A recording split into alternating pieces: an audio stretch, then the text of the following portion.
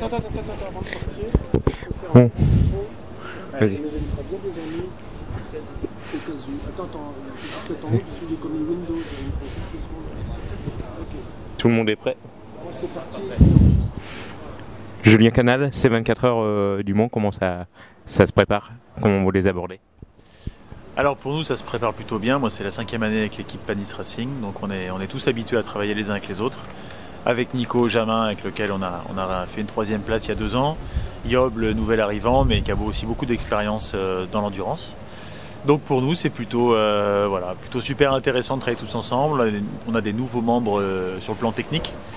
Voilà, qui ont incorporé l'équipe. Donc on a notamment un ingénieur du team Peugeot, donc ça c'est plutôt sympa. Et puis du coup on a exploré des nouvelles voies, encore un peu de travail sur la voiture, mais on est plutôt bien. Justement, la voiture, qu'est-ce qu'il y a de changé par rapport aux années précédentes? Qu'est-ce qu'il y a de changé? Il y a le règlement qui a été adapté par rapport aussi au temps des LMP1 hybrides, des hypercars. Donc pour nous on nous a dégradé un petit peu le grip et puis aussi au niveau du réservoir, on a un peu moins de contenance. Donc ça, du côté technique, c'est un petit peu moins intéressant parce que pour nous, la voiture va un peu moins vite. Mais ça n'en est pas moins aussi difficile parce qu'il faut maintenant gérer avec un grip qui est un peu plus bas. Donc ça laisse beaucoup de place à la technique et pour régler la voiture.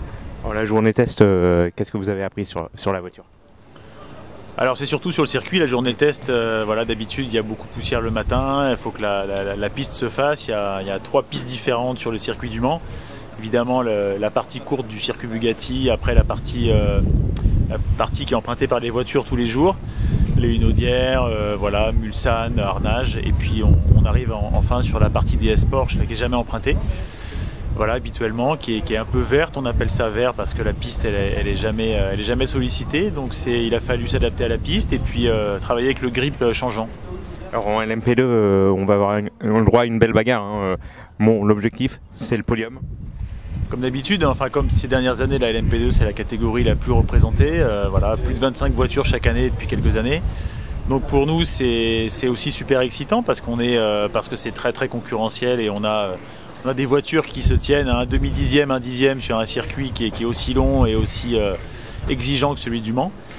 Donc c'est très compliqué. Maintenant le podium c'est un rêve comme d'habitude. Et puis après 2, 3e place, évidemment l'objectif c'est de monter sur des marches un peu plus hautes. Bon, et puis le public de retour également cette année.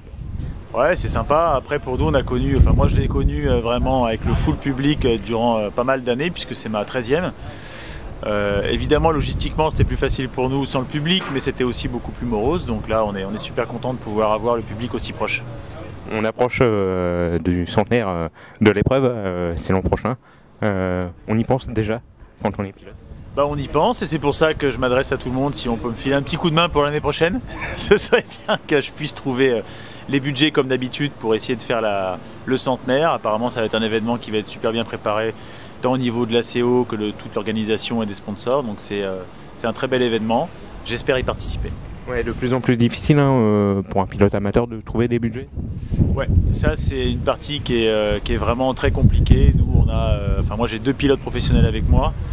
Moi j'ai de plus en plus de mal à trouver des budgets. C'est compliqué parce que le niveau augmente tellement au niveau performance qu'en fait on est obligé d'acheter plusieurs parties de la carrosserie en spare de la voiture. On est obligé de s'équiper, obligé de faire de plus en plus de journées test, même si pour nous c'est pas forcément évident. Donc il y a un écart qui se creuse forcément au niveau du budget entre les grosses équipes et la nôtre, qui ne sommes pas à plaindre, mais voilà, ça devient très compliqué. Donc on attend vraiment aussi quelques mouvements de la part de l'organisateur pour qu'on puisse tous se battre avec les mêmes armes. C'est pas facile, c'est une grosse machine à mettre en œuvre et donc quand ça bouge c'est aussi plaisant, mais c'est difficile à mettre en œuvre. Donc voilà, on essaie de battre avec nos armes et puis chez nous qui sommes une équipe privée, tous les pilotes, même les professionnels, mettent la main à la poche, que ce soit humainement ou financièrement. Donc on essaye de faire et en tout cas de trouver les budgets pour être le plus perfo possible. La partie la plus difficile du circuit? La partie la plus difficile, c'est compliqué. La partie la plus dangereuse et la plus excitante, c'est celle des Porsche, parce que ça passe très très vite, même si la piste a été élargie dans pas mal d'endroits. Il y a quand même les bacs à gravier, il y a quand même le mur qui est pas loin, donc c'est la partie qui est techniquement qui n'est pas la plus exigeante, mais qui est aussi la plus rapide et la plus dangereuse. Donc on va dire que c'est cette partie-là qui est là. Et puis la plus décisive en termes de temps autour. La partie préférée? La partie préférée, la partie la plus sympa pour moi qui suis du Mans, c'est la partie du Tertre Rouge où on rentre sur la voie de tous les jours, que je prends en peinté quasiment tous les jours pour aller dans mes restaurants. Donc ça, c'est le côté vraiment émotionnel qui est un peu sympa, c'est-à-dire qu'on sort du Tertre Rouge qui est un virage très rapide et aussi très dangereux. Et puis on arrive sur une droite des Hunaudières, une partie routière voilà, que j'emprunte quasiment tous les jours, donc c'est le coup de cœur. Julien Canal, merci beaucoup. Merci.